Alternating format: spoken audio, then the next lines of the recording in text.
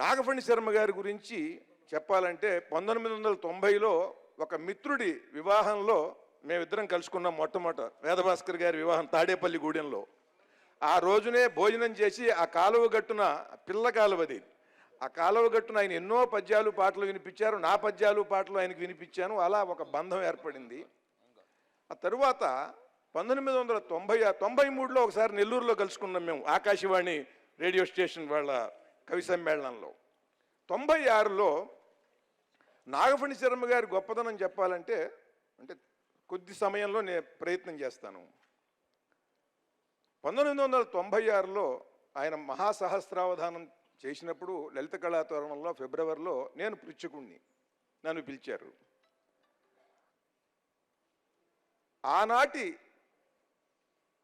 ఉమ్మడి రాష్ట్రాల ప్రభుత్వం, ఆంధ్ర ప్రభుత్వం చేయలేని పని నాగఫణి శర్మ గారి అవధానం చేసింది. ఆయన అంత గొప్పవాడు ఎంత గొప్పవాడు అని నేను చెప్పడం, మీరు చప్పట్లు కొట్టడం కాదు. ఎంత గొప్పవాడో ఎంత గొప్ప పనో చెప్తాను నేను. అది నాగఫణి శర్మ గారి అవధానంలో 2 రాష్ట్రాల్లోనూ ఇతర రాష్ట్రాల్లో ఉన్నటువంటి తెలుగు కవులు పండితులు అందరూ కూడా వందల్లో వచ్చారు. 32 రోజులు 36 రోజులు జరిగిన దాంట్లో వేల మంది వచ్చేసారు. ఒకరికొకరు పరిచయం అయ్యారు. అది ఒక అద్భుతమైనటువంటి సాంస్కృతిక సమ్మేళనం. అంత కల్చరల్ ఎక్స్చేంజ్ ఏ ప్రభుత్వము ఎప్పుడూ చేయలేదు. ఉత్తరాంధ్రలో ఉన్నవాడికి ఇక్కడ కరీంనగర్లో ఉన్నవాడికి ఏమిటండి అసలు కనెక్షను, ఏమిటి బంధం? ఎక్కడో కడపలో ఉన్నటువంటి వాడికి, అనంతపురంలో ఉన్నటువంటి వాడికి, ఇక్కడ నిజామాబాద్లో ఉన్నవాడికి ఏమిటండి ఆ పద్య కవులకి సంబంధం ఏంటి? అటువంటి సంబంధం ఎవరైనా ఏర్పరిచిందో ఏనాడన్నా ప్రభుత్వం? అటువంటి కల్చరల్ ఎక్స్చేంజ్, అద్భుతమైనటువంటి సాంస్కృతిక సమ్మేళనం అక్కడ జరిగింది. ఒకరికొకరు పరిచయం అయ్యారు. నాకు మహాసహస్రావధాని మిత్రులు గరికిపాటి నరసింహారావు గారు పరిచయం అయింది కూడా అక్కడే. మేము చాలా ఆత్మీయంగా కలిసిపోయాం. ధూళిపాళ మహాదేవమణి గారు పరిచయం అయింది అక్కడే. ఒకరికొకరు మీరు గుండెల మీద చేయి వేసుకుని చెప్పండి ఎవరన్నా సరే, ఆనాడు ఆయన సహస్రావధానంలో పాల్గొన్న వాళ్ళు మీకు కనీసం 30-40 మంది గొప్ప పండితులు గొప్ప కవులు పరిచయం అయ్యారు మీకు, మీరు కలుసుకోలేని వాళ్ళు. అటువంటి కల్చరల్ ఎక్స్చేంజ్ ఆ మహాసహస్రావధాన సభ. ఆ తర్వాత ఆయన సభకి ఎలా వచ్చేవారంటే, భోజన విరామం తర్వాత మళ్ళీ 3 గంటలకు ప్రారంభం అయ్యేది. నేను చూస్తుండేవాడిని లలిత కళాతోరణంలో పబ్లిక్ గార్డెన్స్లోంచి వాళ్ళు అలా ఎలా వెళ్ళేవాళ్ళు అంటే, ఆవు దూడని పాలకి వదలగానే ఎలా పరిగెత్తెళ్తుందో ఆ తల్లి పొదుగు దగ్గరికి అట్లా వెళ్ళిపోతుండేవాళ్ళండి. మామూలుగా నడుచుకుంటూ వెళ్ళొచ్చు కదా, గబగబ ఏదో ఆతృతతో ఏదో ముంచుకుపోతుంది అక్కడ, మనం ఒక పద్యం వినకుండా మళ్ళీ ఏమైపోతుందో అని తెలుసుకుందాం ఆతృతతో వెళ్ళిపోయేవాళ్ళు. మీరందరూ చిన్నపిల్లలమ్మా, నువ్వు చాలా చిన్నపిల్లవి. నువ్వు కూడా హల్లీసకం అనే పాట పాడేవు నువ్వు ఇప్పుడు చిన్నపిల్లవి. మరి నా ధారణ మరి మామూలుగా ఉంటుందే. మీరు కరపద్మస్థిర శారిక చతురిక కైవల్య నీహారిక అని పద్యం చెబితే అక్కడే చెప్పాను నేను మీకు మళ్ళీ ఆ పద్యం. కనుక ఆ రోజున ఆయన చెప్పిన ప్రతి పద్యం కూడా ఒక పద్మశ్రీని తీసుకొచ్చేటువంటి స్థాయి ఆయనకు ఉందని ఆనాడు అందరికీ తెలుసు. అక్కడ 30 ఏళ్ల కిందటి సంగతి చెబుతున్నా. ఆ కంఠస్వరం అమృత మధురం. 2 తెలుగు రాష్ట్రాల్లోనే కాదు, జాతీయ కవి సమ్మేళనాల్లో పాల్గొనేటువంటి కవుల కంఠాలు, కవిత్వం అర్థమైనా కాకపోయినా కొంత వింటూ ఉంటా, వాళ్ళకి ఎవరికి కూడా లేదండి ఆ మధురమైన కంఠం. ఇతర భాషల్లో ఉండేటువంటి కవుల కంఠస్వరాలు కూడా నేను గమనిస్తా. ఈయనలో ఉన్నటువంటి ప్రత్యేకత ఏమిటంటే, ఏ కవికి లేనటువంటిది, ఎవరి గొప్పదనం వారిదే. అమ్మవారు తీవ్రతత్వం సరస్వతి తీవ్రంగా వస్తుంది ఒకళ్ళలోంచి, తీక్షణ ఇంకా తీక్షణంగా వస్తుంది ఒకళ్ళలోంచి, శ్రావ్య ఒకరిలోంచి శ్రావ్యంగా వస్తుంది. ఆ శ్రావ్య సరస్వతి ఆయన కంఠంలో కొలువై ఉంది. శ్రావ్యత్వము, మాధుర్యము, సౌందర్యము, సమ్మోహనత్వము, ప్రసన్నత్వము, ఉన్నతత్వము అన్నీ కలగలిసింది నాగఫణి శర్మ గారి పద్యం. ఈ ఆరిటిలో ఏ గుణమైనా సరే లేదు అని ఎవడన్నా చెప్పగలడా? అది ఎంత స్థాయిలో ఉన్నదో వర్ణించి చెప్పాలే తప్ప, ఈ 6 గుణాలు ఉన్నటువంటి మరొక్క కవిని మీరు ఎక్కడైనా చూశారా? మన భాషలోనే కాదు పరభాషలో అయినా సరే మీకు తెలిసిన వాళ్ళు ఎవరన్నా ఉన్నారా? చూడండి. ఒక్కొక్కడిని ఒక్కొక్క రకంగా అనుగ్రహిస్తుంది అమ్మవారు. ఈయన్ని అన్ని రకాలుగా అనుగ్రహించింది. దీనితో పాటుగా ఆ సౌందర్యం కవిత్వంలోనూ కంఠస్వరానికి మాత్రమే కాకుండా రూపానికి కూడా సిద్ధించింది. అయింది రూపానికి సౌందర్యం ఉంటే సరిపోదండి, మాటలో వాక్కుకి ఆ ప్రసన్నత ఉన్నది. ఎటువంటి సందర్భంలో కూడా చమత్కార లౌల్యం లేకుండా ఔన్నత్యం దృష్టిలో పెట్టుకుని పద్యం చెబుతాడే తప్ప ఎక్కడా కూడా చమత్కారం కోసం ఒక్క మెట్టు కూడా దిగనటువంటి ప్రత్యేకమైన విశిష్టమైన వ్యక్తిత్వం నాగఫణి శర్మ గారిది. చమత్కారంగా అనవచ్చు ఆ సందర్భంలో, అనడు. ఆ తపస్సు ఉంది చూసారా, అది ఉపాసన అంటున్నారు. అది ఉపాసన అనను నేను, సాధన జరుగుతుంది ఒకడికి, యోగ సాధన. దాని తరువాత ఉపాసన ఇవన్నీ ఉంటాయి. కానీ ఆ స్థితులన్నీ దాటి ఒక తపస్వి స్థాయిలోకి వెళ్ళిపోయాడు ఆయన. అందుకనే నేను ఆయన పద్యం గురించి చెబుతూ, మహాసహస్రావధాని నాగఫణి నమస్సులు, నీ కవితను ప్రశంసింప పెల్లుబికెను వచస్సులు, మహాసహస్రావధాని నందనవన పారిజాత దళమో నీ గళమో, నందనవన పారిజాత దళమో నీ గళమో, శతానేక జన్మ తపఫలమో వరమో, మహాసహస్రావధాని. శతానేక జన్మల తప ఫలం తప్ప ఆ గళం ఇంకొకరికి రాదండి. అది దానికోసం ప్రత్యేకమైనటువంటి తపస్సు చేయాలి. కంఠస్వరం కోసం, కంఠస్వరం కోసం తపస్సు మాత్రమే కాదు, అది రాగయుక్తంగా వెలువడాలి అని అంటే తన కవిత్వం, దానికి ప్రత్యేకమైనటువంటి తపస్సు కావాలి. రాగయుక్తంగా కవిత్వం చెప్పడం సరే, దాంట్లో గాంభీర్యం ఉండాలి, డొల్లగా ఉండకూడదు. కవిత్వం రసస్నిగ్ధంగా ఉండాలి. అది అందరికీ కూడా ప్రసన్నంగా ఉండాలి. ఆ వైఖరి వెలువడేటువంటి విధానం, ఆ వాక్కు చాలా ప్రసన్న మధురంగా ఉంటుంది, గంభీరంగా ఉంటుంది, ఔన్నత్యంతో ఉంటుంది, మధురంగా ఉంటుంది, పరమ సౌందర్యభరితమైనటువంటి భావాలతో శబ్దాలతో ఉంటుంది. ఇది నాగఫణి శర్మ గారి ప్రత్యేకత. ఏమి ధారనయాగార ధీగభీర రసాకార, ఒక రసాకారములా, ఒక రసస్వరూపుడులాగా కనిపిస్తాడు. ఇటువంటి భావం కొంతమంది అనుభూతి చెంది చెప్పగలరు, కొంతమంది చెప్పలేరు. కానీ అక్కడ ఉన్న సభాసదులందరికీ కూడా కలిగిన అనుభూతి మాత్రం అదే. ఆ తరువాత ఆయన రాసిన విశ్వభారతం కావ్యం చూస్తే, వాల్మీకి రచనలో ఉన్నటువంటి పోకడలు ఛందస్సులో, ముఖ్యంగా సుందరకాండలో పరమాద్భుతమైనటువంటి పోకడలు పోయాడు ఆయన. అటువంటి పోకడలతో శ్లోకం చెప్పిన వాళ్ళని నేను చూడలా. అది శ్రద్ధర అయినా, వసంత తిలకమైన, పంచచామరమైన, శార్దూలమైన, ఏ వృత్తమైనా సరే ఆ సంస్కృతంలో అలా వచ్చింది అంటే అది అంత పరమ మధురంగా ఉంటుంది. అంతే పరమ మధురంగా అదే ఓజో గుణంతో తెలుగులో పద్యం ఉంటుంది. ఇటువంటి స్థితి నేను ఎవరిలోనూ చూడలేదు. నేను అందరి పళ్ళకి మోసా, ఏంటి నేను పెద్ద పోయింది. నేను మీ అందరికీ తెలుసు, ఏ కవికి ఏ పండితుడికి ఎక్కడ సన్మానం జరిగినా నన్ను పిలుస్తారు. దర్శనం శర్మ గారు మీకు తెలుసు, నేను వచ్చి అందరికీ కూడా మొట్టమొదట నాదే. అవునా? అవును.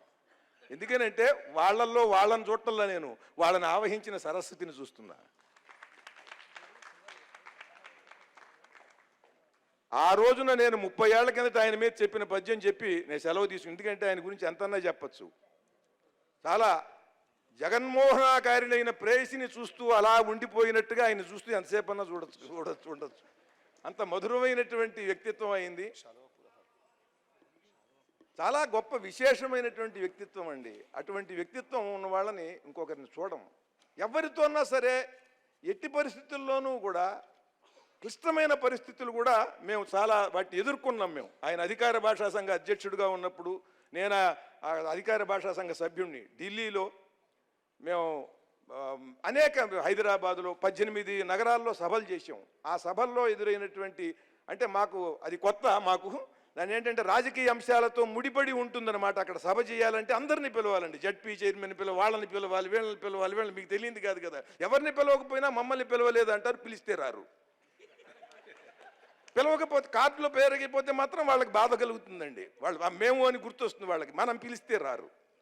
ఇటువంటివన్నీ చూసి ఈ క్లిష్ట పరిస్థితుల్లో కూడా నేను ఆందోళన చెందేవాడిని, నేను ఆవేశపడేవాడిని. ఆయన, ఏమండి జొన్నవిత్తుల వారు, ఎందుకండి, ఏం కాదండి, అమ్మవారు ఉంది, ఏం వారే వస్తారు, ఏం అనుకున్నారా, అనుకోనండి, ఏం పోయింది, మనం చేసేది చేద్దామని నవ్వుతూ ప్రసన్నంగానే ఉండేవాడండి. అది ఆయనలో గొప్పతనం. ఆ రోజున 30 ఏళ్ల కిందట ఆయన మీద చెప్పిన చాలా పద్యాలు చెప్పాను. ఒక పద్యం చెప్పి నేను సెలవు తీసుకుంటా.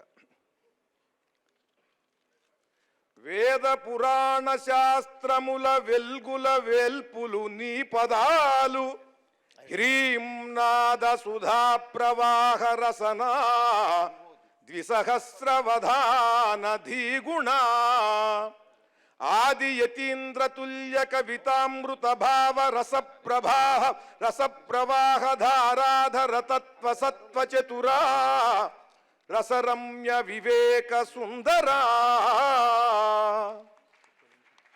శంకరాచార్యులు వారు తెలుగులో పద్యం రాస్తే ఎలా ఉంటుందో అలా ఉంటుంది ఆయన పద్యం చెబితే.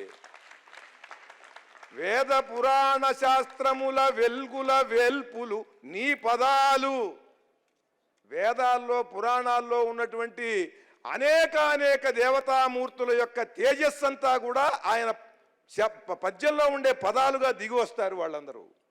వేద పురాణ శాస్త్రముల వేల్పుల వెల్గులు నీ పదాలు, హ్రీంనాద సుధా ప్రవాహ రసనా ద్విసహస్రవధాన ధీగుణ ఆది యతీంద్ర తుల్య కవితామృత భావ రస ప్రవాహ ధారాధర తత్వ సత్వ చతురా రసరమ్య వివేక సుందరా.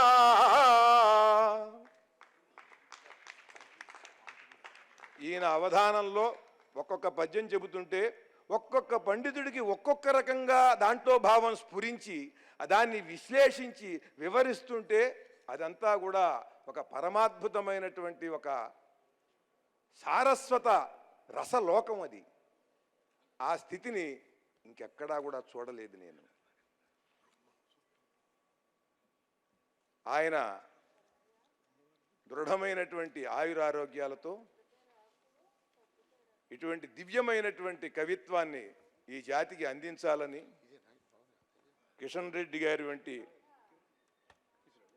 దృఢమైన నిశ్చయ జ్ఞానం కలిగినటువంటి నాయకులు ఇటువంటి మహాకవులకి, మహావధానులకి వెన్నుదన్నుగా ఉంటూ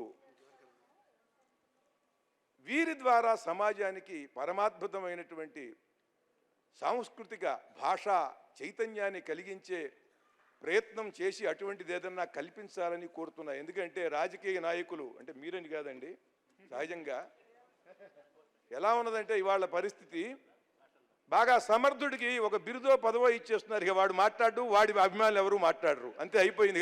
భాష గురించి ఎవడు మాట్లాడు, పేడొదిలిపోయింది అంతే. వాళ్ళు చేసుకుని వెళ్ళిపోతున్నారు. అన్ని రాష్ట్రాల్లో పరిస్థితి ఎట్లా ఉంది. నేను తెలుగు మాత్రమే కాదు, 14 ఏళ్ళు నేను తమిళనాడులో ఉన్నా, కన్నడలో ఉన్నా. మనకి వాళ్ళు చాలా గొప్పవాళ్ళు, వీళ్ళు చాలా గొప్పవాళ్ళు అనిపిస్తుంది. కానీ లోతుకెడితే నాకు అక్కడ తమిళ పండితులు, కన్నడ పండితులు నాకు తెలుసు. అందరూ మాతృభాష గురించి అశ్రద్ధ చేస్తున్నారు, మనం మాత్రమే కాదు. కనుక మన నాయకులు సంతోషించవచ్చు ఇక్కడ వాళ్ళు ఈ విషయం తెలిసిన తర్వాత. అంటే మీకు తోడున్నారు పక్క రాష్ట్రాల్లో కూడా. భాష లేక మేక్ ఇన్ ఇండియా అంటున్నాం మనం. కొత్తగా ఏం క్రియేట్ చేయక్కర్లేదు. భాషని ఉన్నది, వేల సంవత్సరాలుగా ఉన్నది. అమృత భాండాలు ఉన్నాయి భాషలో. ఒక్కొక్క కవి ఒక్కొక్కటి సృష్టించాడు. అట్లా ఈ కాలంలో నాగమణి శర్మ గారి గురించి చెప్పుకోవాలనంటే ఇంకొక నిమిషం చెప్పేసి నేను విరమిస్తాయి. చెప్పవలసిన అంశం ఎందుకనంటే పెద్దలు సహృదయంతో స్పందించి అట్టడుగు మనిషి బాధల దగ్గర నుంచి అన్నీ పట్టించుకునేటువంటి వాడు ఆయన కిషన్ రెడ్డి గారు. అందుకని చెబుతున్నా, 1978లో నేను భాషా ప్రేరణ చదువుతున్నా. మీరు ఈనాడులో పనిచేశారు. ఆ పత్రికలో ఉన్న వెతికిస్తే మీకు తెలుస్తుంది. 1978లో బాక్స్ కట్టి వేశారు, బస్టాండులో ముష్టెత్తుతున్న అష్టావధాని అని. మంగళగిరి బస్టాండులో, అయ్యా నేను అష్టావధానాలు కూడా చేశాను, తెలుగు మాస్టర్ని, రిటైర్ అయ్యాను, నాకు ఏమీ రావట్లేదు, మీరు ఏదైనా సాయం చేయండి అని ఆర్టీసీ బస్సుల్లో వెళ్ళేవాడని ఒక ఆయన అర్థిస్తున్నాడని రాశారండి దాంట్లో.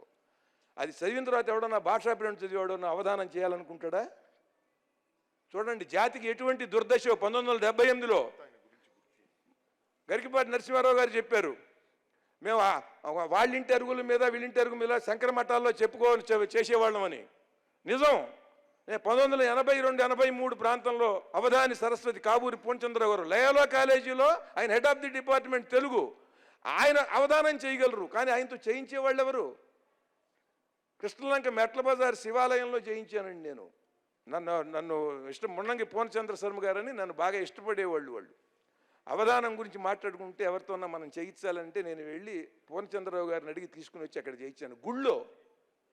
అటువంటి స్థితి నుండి ఒక అవధానానికి ఒక దివ్యమైనటువంటి వైభవం తీసుకొచ్చినటువంటి వాడు నాగబండి శర్మ గారు. అవధాన వైభవ మూర్తి నాగబండి శర్మ గారు. ఆ వైభవం ఇంత అంతా కాదు. మీమాంసా శాస్త్రంలో ఒక దిగ్ధంతి డోంగ్రే శాస్త్రి గారు, ఆయన వచ్చి ఆనందించారు, ఆయన వచ్చి సమస్యని ఇచ్చారు, ఆ సమస్య పూరణానికి ఆయన పులకించాడు. భారతీ తీర్థ మహాస్వామి వారు ఆయన చేసినటువంటి పూరణలకి, చెప్పిన పద్యాలకి ఆయన పులకించి ఆనందించి ఆశీర్వదించారు. ఏ పీఠాధిపతి జీఆర్ స్వామి వారు అమ్మ గురించి ఆయన అడిగితే ఈయన చెప్పినటువంటి ఆ పాట ఇవాళ ఆంధ్రదేశంలో అందరినీ కూడా హృదయం కరిగించేలాగా అందరికీ అనుభూతిని కలిగిస్తోంది. ఇటువంటి శక్తి సంపన్నుడు,